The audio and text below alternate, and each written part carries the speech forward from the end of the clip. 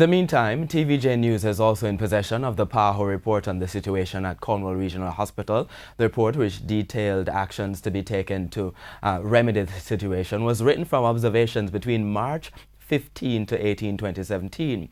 That report recommended doing renovation or cleaning works in phases, considering that the hospital services cannot be suspended. Now we have with us live in studio, as you saw, Health Minister Dr. Christopher Tufton to help us sort through these reports. So Dr. Tufton, is clear from your team at the ministry, led by then Chief Medical Officer Dr. Winston Delahaye, that a recommendation was made to evacuate the building. Why was that recommendation not acted on at that time? Thank you very much. Just a quick fact check. I only saw that MAJ report, as I said, 2 days ago.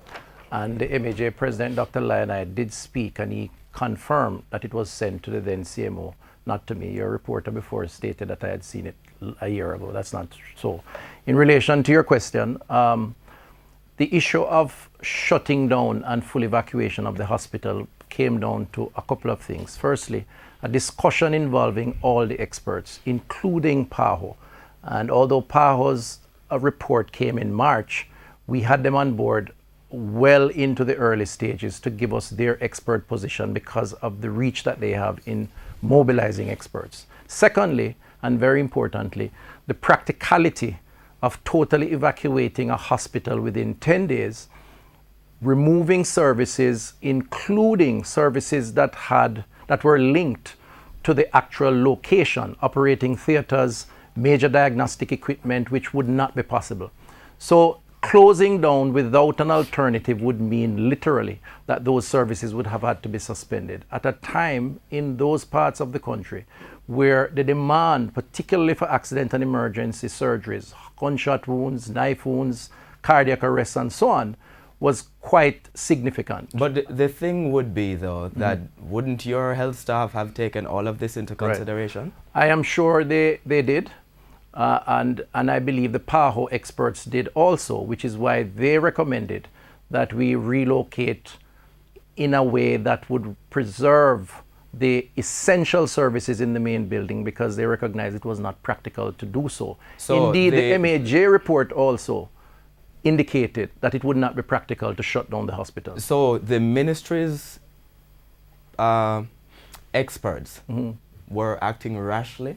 But no, I don't think so. I think there was a sense that the situation was a crisis and needed a drastic response. And I don't blame them for bringing to the table their own interpretation of what that response should be.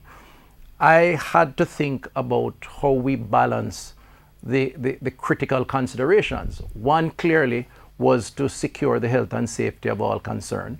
And we were guided by the various reports at the time from Environmental Solutions and from our own internal personnel, internal environmentalists. But where some parts of the building were more affected than others, and so we did relocation. The other was what would be the option if you totally discontinued the critical services from the main building, which could not be readily relocated, and what would happen to persons who would depend on the service. All right, so let's go back to the first one you raised there, the health and safety of all concerned. Right. The PAHO report said that you had particulate gases and particulate matter which could not be identified. Right. In that kind of circumstance, weren't you putting both the staff and patients at risk by using that facility, including people who would then have to go to the facility? Right.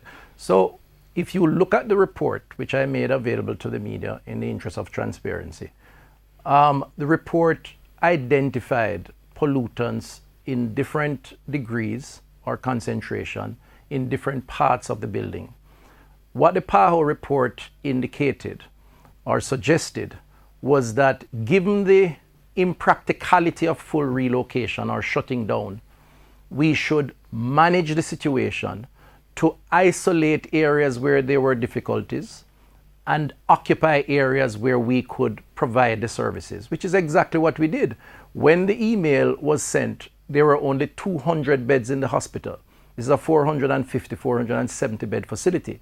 So there was relocation that took place, and that process continued until today when, as was suggested in your recent story, all 100 remaining beds will be relocated so we can work freely within the building. Has the government put itself in a position of liability, though? Because what happens if I'm an employee and I come to you and I say, you know what, you left me working in this institution for a year. What's your case? Right.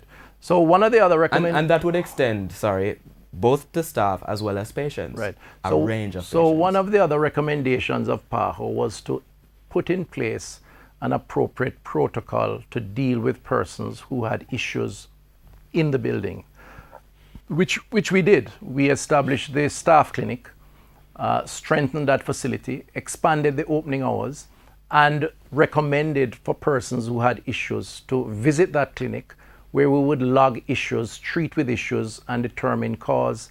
And if necessary, persons were relocated from the building because different persons respond differently to different environmental conditions.